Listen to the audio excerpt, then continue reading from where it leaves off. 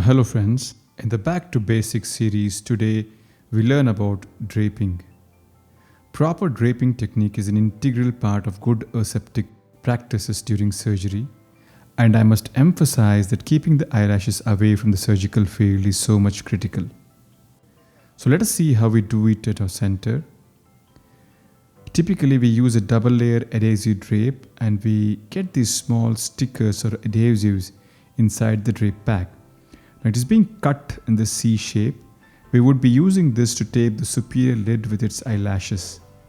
This will facilitate easy draping and prevent the eyelash from coming into the surgical field during the draping and also after we drape. This patient is planned for surgery under topical anesthesia. She has phacomorphic glaucoma and she is a little apprehensive.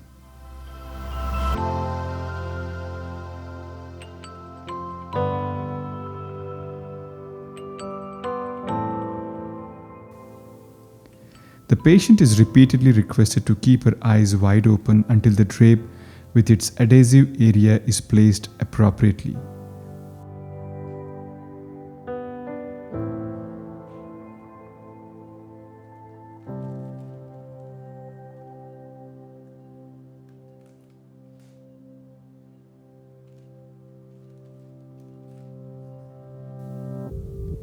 The adhesive part is cut in the center and the speculum is introduced slowly so that its wings retract the adhesive drape along with the lids and the eyelashes.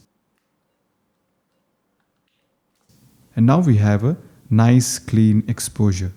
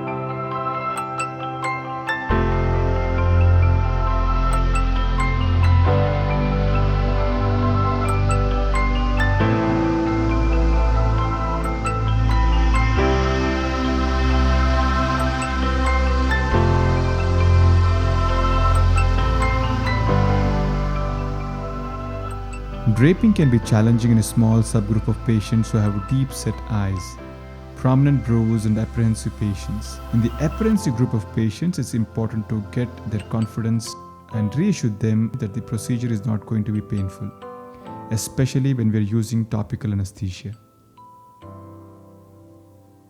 If the draping is not satisfactory, as in an uncooperative patient, I would not hesitate to redo the draping, maybe with augmented anesthesia in the form of subconjunctival or subtenous anesthesia. That's it. I hope this helps and don't take the draping lightly.